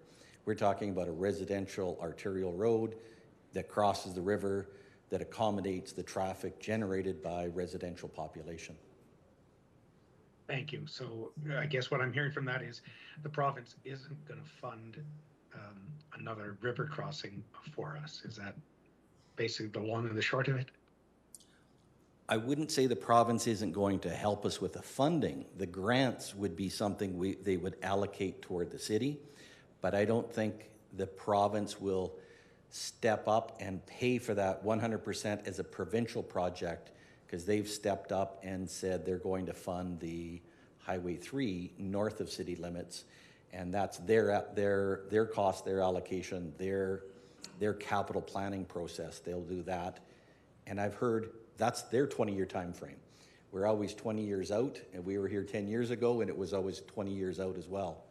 So the time is starting to get point where it's now 10 to 20 years versus before it was 20 years out. Thank you. Thank you, Mr. Mayor. Thank you, Councillor Midland-Hope. Thank you, Your Worship. This is probably to Mr. Jewell, and it's more rhetorical than anything else, but I do feel compelled to ask some of these questions. I'm wondering, what is the problem that we're trying to solve here? I live on the west side of the city. Quite candidly, there is underdevelopment in terms of commercial use, and although Councillor Dodick and I come at this from perhaps a different perspective, I think the end result is I don't believe that there's a need at this time or in 10 years from now for a third bridge, particularly if we talk in terms of the fact that 50% of the growth of this city is on the west side, and yet the commercial development on the west side is almost negligible. So I have to ask the question, what problem are we trying to solve here? Are we trying to, for cosmetic reasons, provide an additional river crossing to get to the south end of the city? Or is there another option that maybe we need to be looking at that is going to be a lot less money to the city and to the taxpayers than $290 million or whatever it is by building a road?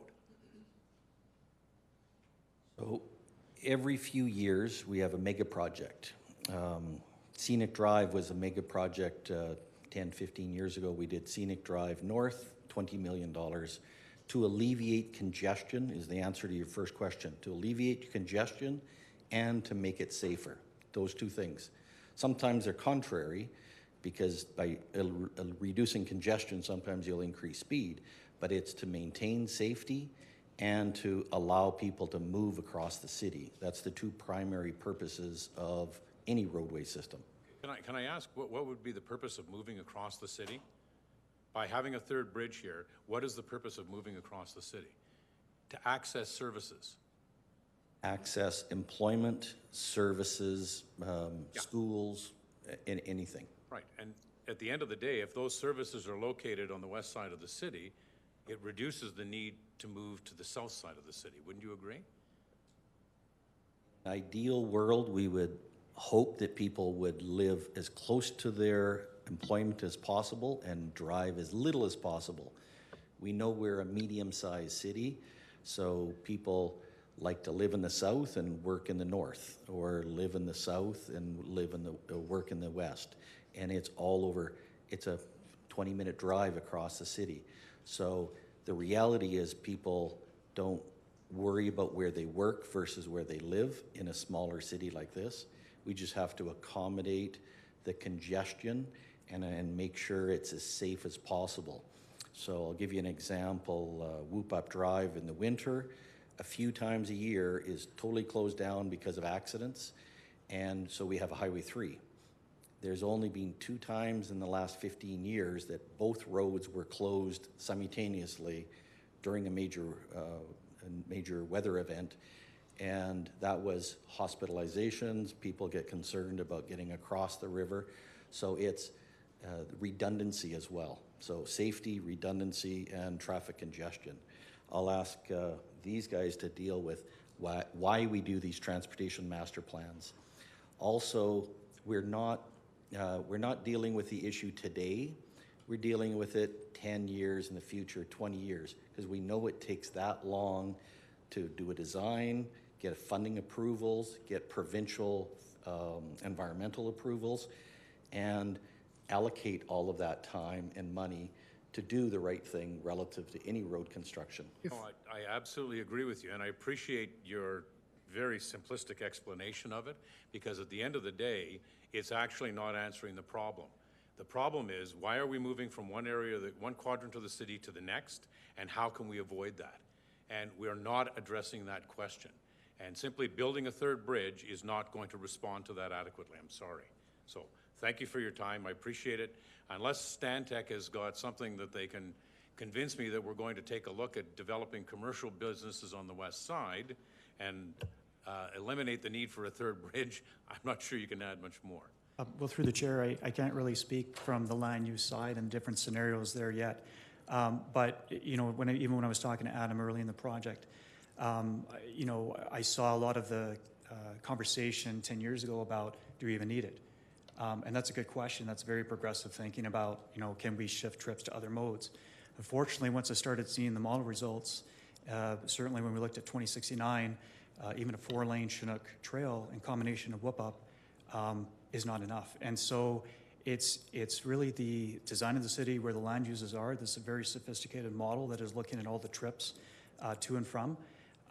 And, you know, as much as we'd like to maybe just have it as a transit-only or multimodal-only bridge, the delays that we're seeing on Whoop-Up, even in the medium terms, is very, very high. So the level of congestion is at a level that it's beyond just managing traffic. I come sort of from an active modes background, so I recognize that allowing some level of congestion may be a good thing, maybe a travel demand kind of response, but in this case, there's just too much growth in land use to not consider the third bridge. I hope that helps. Yep. And you live in Calgary, correct? I do, yep. I lived there for 25 years. We don't have a clue what traffic is like here, let me tell you. It's not Deerfoot Trail, it's not Stony Trail, it's not McLeod Trail. The delays on Whoop-Up Drive are only momentary. Don't let anybody try and convince you otherwise. Thank you. All right. With that, I see no further questions in the queue. I moved over to a resolution from Councillor Campbell. Third Bridge River Crossing Review, 10.7, resolve the City Council receive the Third Bridge River Crossing Review report as information. Councillor Campbell. Thank you, Your Worship. Thanks for all the work that you've done for this report. It's some provocative reading that we can all look at and contemplate for a while. I don't think we'll have a bridge done by next week. No, probably not. So if there's any other questions or any other debate, I would just call for the vote. Do you have a debate, Councillor Dodick? Yeah, just a couple of comments. This is a resolution to file this for information, so I will be supporting it. I do appreciate the work that has been done both by Mr. Jewell and his team as well as Stantec. The reasons for my questions, the gist of the questions, is because they approach it from an engineering point of view and a transportation point of view, and I get all that.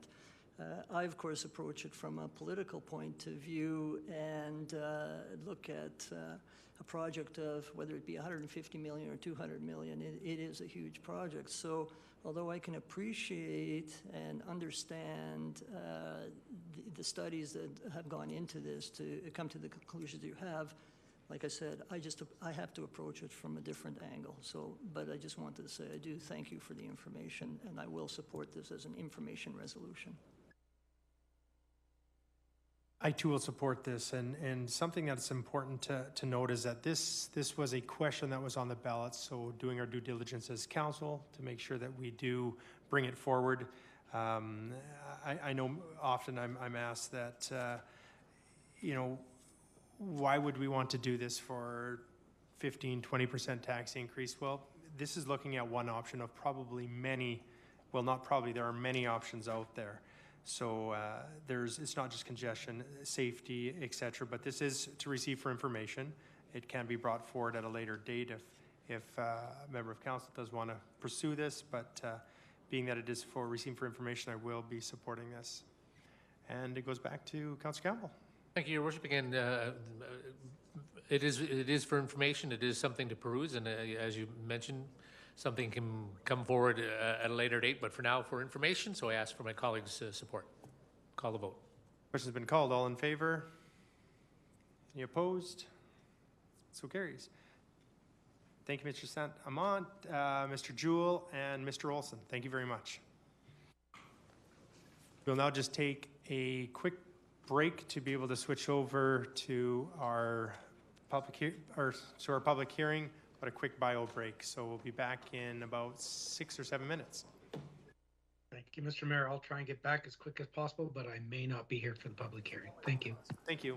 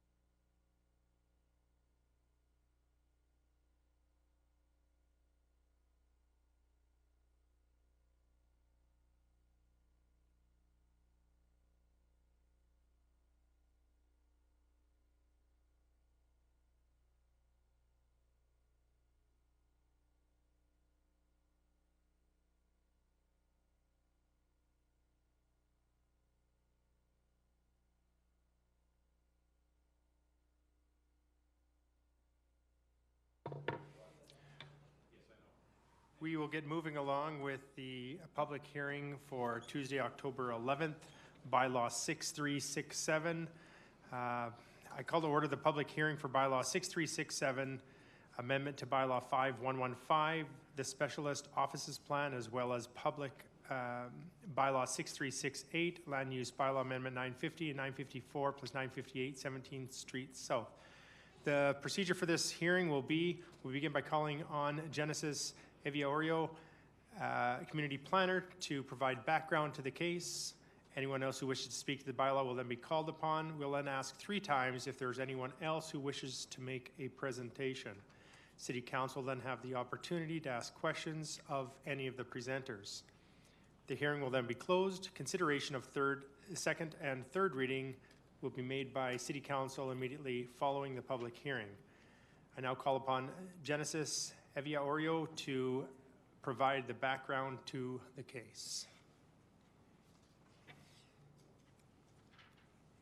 Good afternoon, members of council. In your public hearing agenda, there are 2 bylaws, bylaw 6367 and 6368.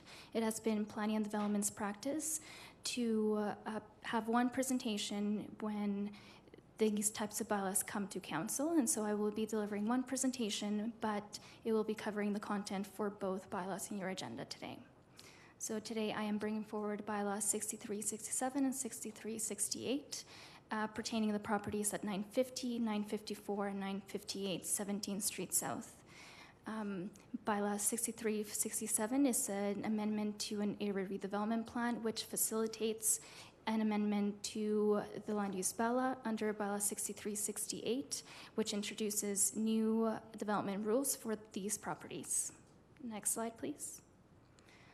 This presentation will provide all relevant information for the 2 proposals as listed here. Next slide. The properties in question are located in the south side of the city. Next slide. We'll begin with bylaw 6367. The applicant for this proposal is Stantec Consulting. They're here today representing the property owner. The purpose of their application is to amend the specialist office's area redevelopment plan and remove the properties in question from the plan boundary. Next slide. The specialist office's ARP is located within the Victoria Park neighborhood. Next slide. Here is a closer look at the plan boundary. The map on the right shows the 3 properties in question removed from the plan area.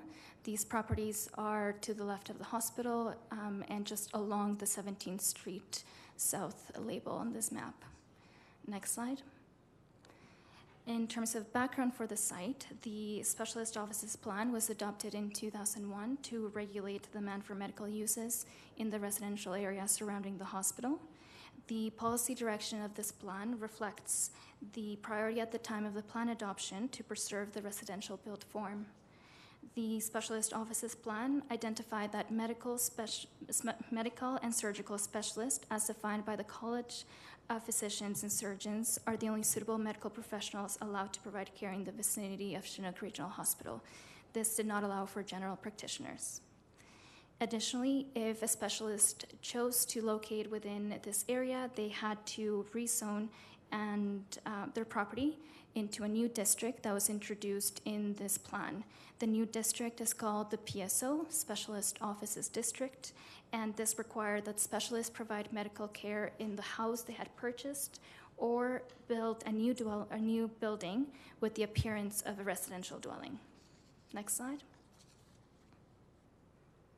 Since the plan was adopted, we have heard from general practitioners that they would also like to locate in this area.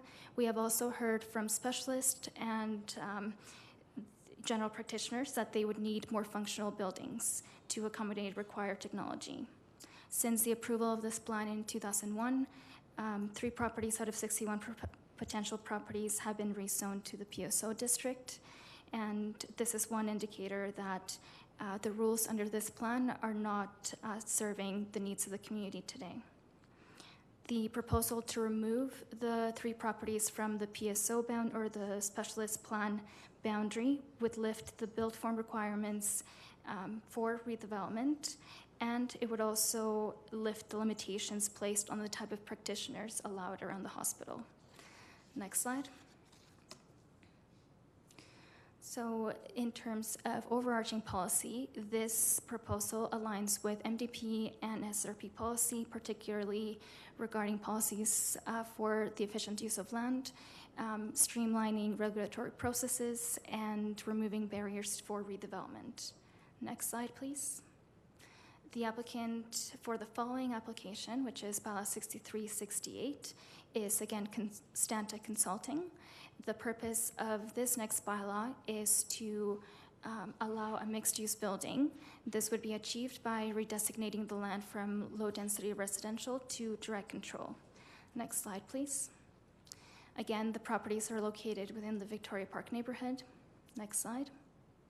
Here's an air photo of the site. It appears as one entity, however, there are 3 separate properties with separate titles that make up this site. Next slide. Getting closer to the site, here is a view from the street and from the lane. Next slide. This property, all 3 properties are zoned low-density residential, and there used to be 3 single detached dwellings, 1 on each of the properties. These were demolished by the property owner in 2020, and today these lots are vacant and available for redevelopment. Although these are 3 separate lots, if these amendments are approved, the property owner will be required to consolidate all 3 properties into one title prior receiving development permit approval. Next slide. Here's a side-by-side comparison of the land use composition for the existing versus proposed land use districts, and the configuration of the surrounding land uses as well. Next slide. Bylaw 6368 introduces redevelopment rules to allow a broader range of medical practitioners to locate near the hospital in a purpose-built building. The DC bylaw allows a mixed-use building, which would facilitate complementary services for the community, including housing, medical services, a meeting place such as a coffee shop for patients as well as residents of the building and the community. The development rules under this bylaw ensure that development at this location is pedestrian-friendly, human scale, and effectively utilizes the site. This is achieved by regulating building height, parking, and building placement. Next slide. As part of the rezoning process, the development measures listed here were identified by stakeholders and agreed to by the developer. These measures address concerns raised by the community and by the city's infrastructure departments. Beyond this, infrastructure services at the city has no additional concerns. Next slide. This proposal is in line with the efficient use of land and the increased of housing options, as well as introducing commercial uses in existing neighborhoods, which are policies found in the SSRP and the MDP. Next slide. Property owners within 60 meters of these properties, as well as all property owners within the plan area for the specialist offices plan, were notified through direct mail outs sent out by planning and design. The first direct mail out was sent out when the application was received for rezoning, and then the second letter was sent out to notify members of the community about this public hearing. From these 2 points of contact, I did not receive any inquiries. We did hear from the community through applicant-led engagement. The applicant hosted 2 separate virtual open houses to discuss the development proposal May of this year with surrounding residents. Additionally, the applicant attended an Upper Victoria Park Neighborhood Association Redevelopment Committee meeting to share their proposal, and in general, there was support for these 2 amendments. This proposal was also published in the September 17th and September 24 editions of the Lethbridge Herald. Next slide, please. In conclusion, these amendments align with overarching planning policy. Bylaw 6367 allows the removal of redevelopment barriers. Bylaw 6368 allows the development of a functional and modern building that will provide medical office space in close proximity to the hospital. Next slide, please. In conclusion, Planning and Design recommends that City Council approve both bylaws 6367 and 6368. And this concludes my presentation. I am available to answer any questions you may have.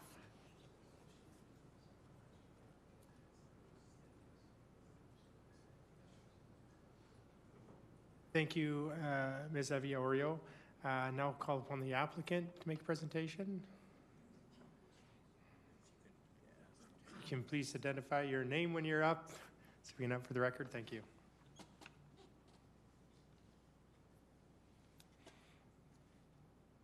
Hi, my name is Christina Lombardo.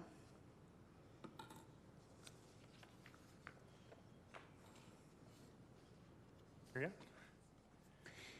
So good afternoon, Chair and Council members. As I mentioned, my name is Christina Lombardo, and I'm a planner with Stantec, representing the owner of the subject lands. I'm here today to speak in support of both Bylaw 6367 for the removal of the subject lands from the Specialist Offices Plan Map and Bylaw 6368 for the approval of the new Direct Control Bylaw. So I want to start off by saying thank you to administration for working with us throughout this application. But the subject lands are proposed for a mixed-use development located in the south end of the city, on the west side of on the west side of 17th Street South and situated on the west side of the Chinook Regional Hospital.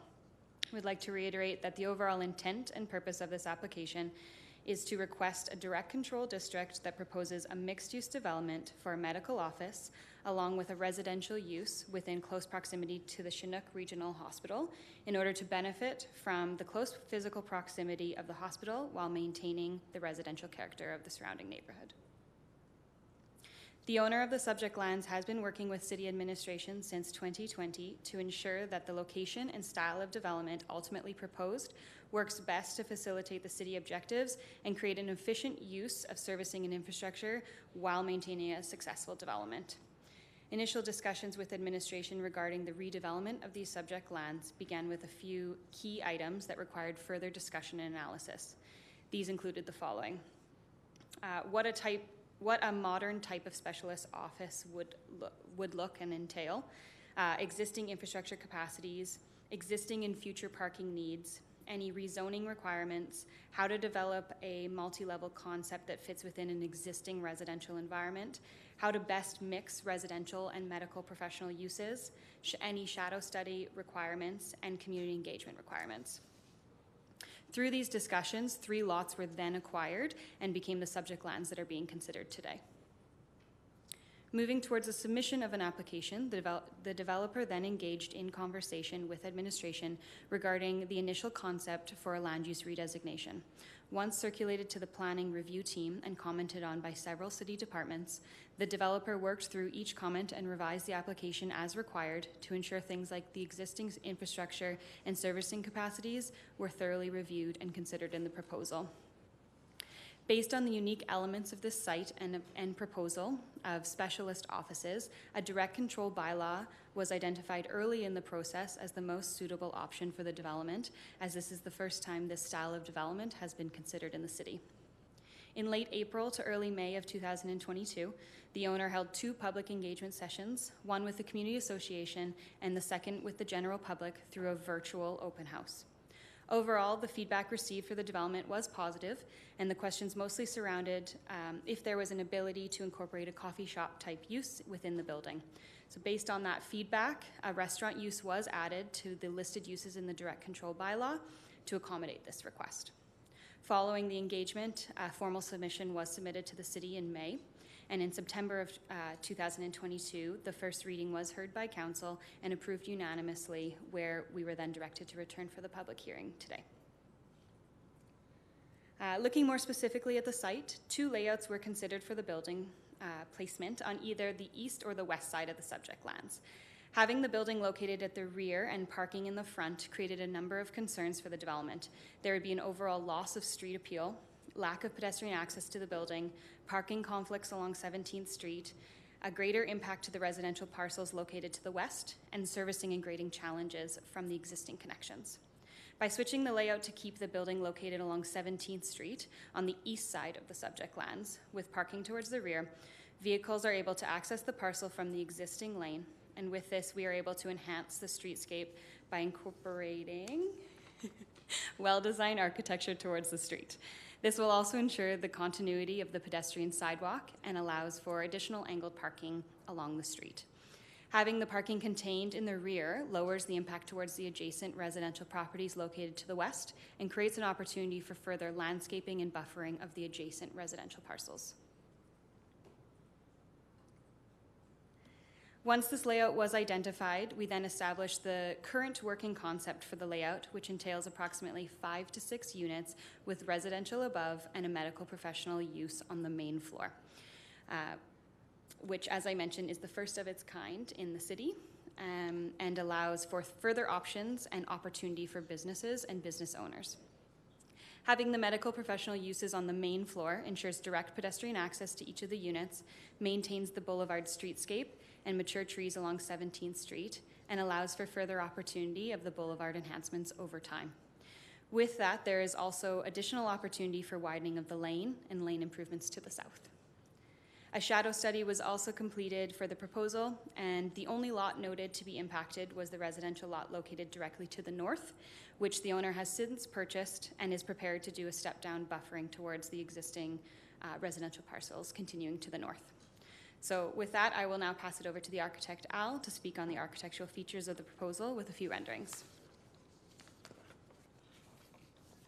I just wanted to make sure we've got a 5-minute limit here, so I don't know how long yours is. 1 minute. Thank you. Yes, just a 1-minute look at the architectural characteristics. Thank you. Thank you, Christina. Alvin Fritz, architect. We purposely kept the trees transparent just so that we can see the building behind it, but we're looking at a sort of a mid-century modern architecture, which is not uncommon for some of the newer homes built in the area. And of course, looking at the architecture, we're looking at colors as well, which have also been used. A very subdued palette that we think will be very good. And while we do have this commercial medical environment on the main floor, you can see that it's a good urban interface. It was a good decision to keep the building on the street and the parking in the rear. And so by doing this, I have one more slide of the back of the building as well. It shows you, next one, this is still the front of it. Thank you. The parking in the back, which again is somewhat subdued. And of course, all the questions are around the landscaping. By keeping the trees in the front, we very much create a foil for the building in the back. We've also added a little bit of landscaping. Solid waste management will be over here. So all of those issues, which we'll now roll into with the development permit, are really what will be addressed. And I think it will turn out a very beautiful project. Hard for people to visualize sustainability recognized through density, but when you consider the services and so forth on this site, now managing so much more effectively. Also wanted to mention that as a transitional property, going to residential existing areas, the 3-story component really steps down from the hospital and still creates a good transition. With that, I'm just going to turn it to Christina for 1 minute, if you will.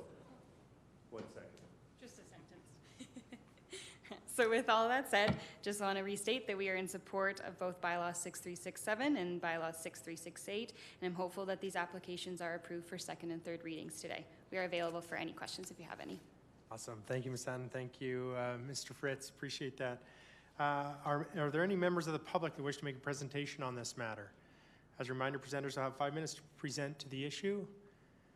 For a second time, are there any members of the public that wish to make a presentation on this matter? For a third and final time, are there any members of the public that wish to make a presentation on this matter?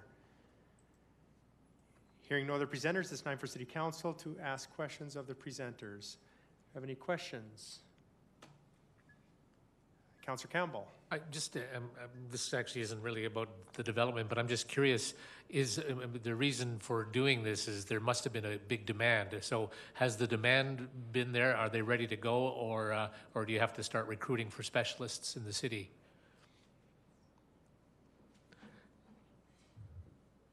Through the chair, there was a demand noted by the developer, which is what started this application or the ball rolling for these particular parcels. And could this be also a kind of a form of a recruitment for doctors from, specialists from outside the city? I believe that there are, through the chair, I believe there are conversations taking place, but there's just no formal commitment at this time, as we need to ensure that the applications are approved and we can start building. Good, thank you, Mr. Mayor. I do have further questions. Councillor Croson. Thank you, Mayor Hagan. Thank you all for the information. My question is for Ms. Hevia Oriol.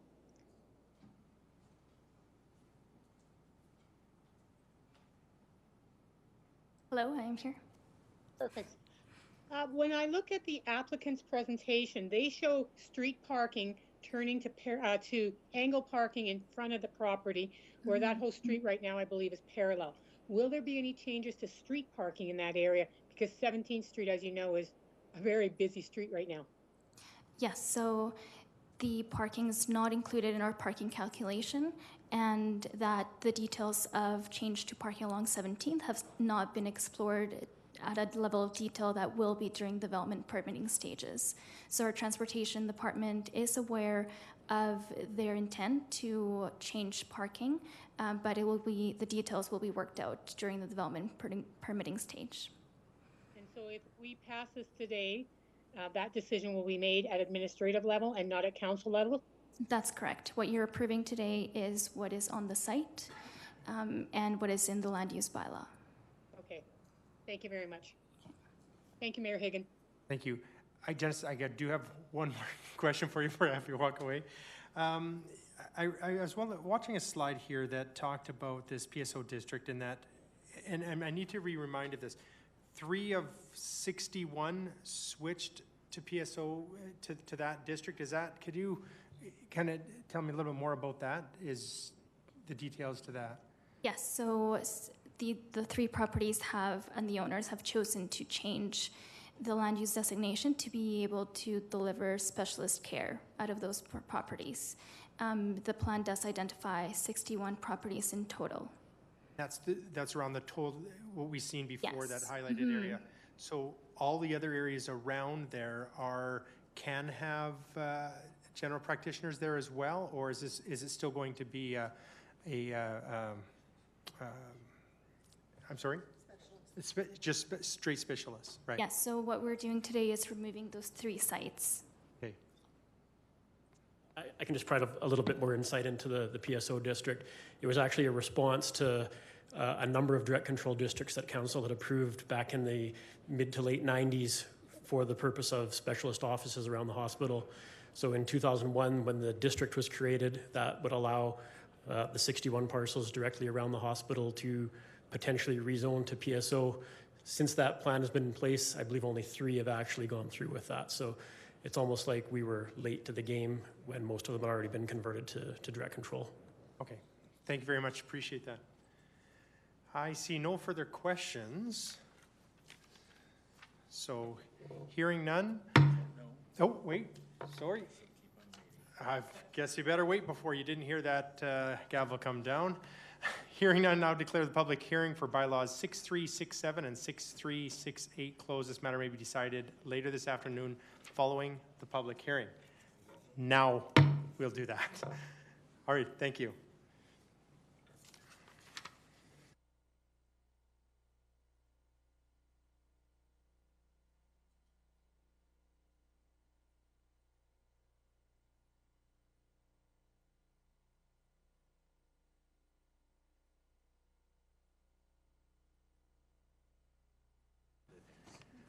All right, we'll move back to our regular scheduled meeting.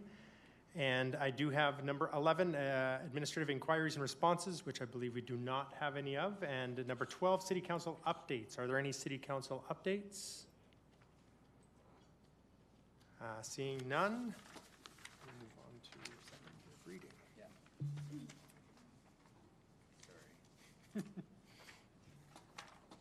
All right, we'll move on to bylaw 6367. This happened a long time ago. Amendment to bylaw 5115, the specialist offices plan, 13.1 for a second reading from Councillor Palladino. Be it resolved that bylaw 6367 amendment to bylaw 5115, the specialist offices plan, be given a second reading. Councillor Palladino. Thank you, Mayor Higgin. Yeah, this is an amendment to the PSO district. I think it's an area redevelopment plan, I would call it, by removing these 3 adjacent properties, and they're vacant right now. So I would make a motion to approve first reading on this. Second reading. Yeah. Sorry, second reading on this. Second reading, and question's been called. All in favor?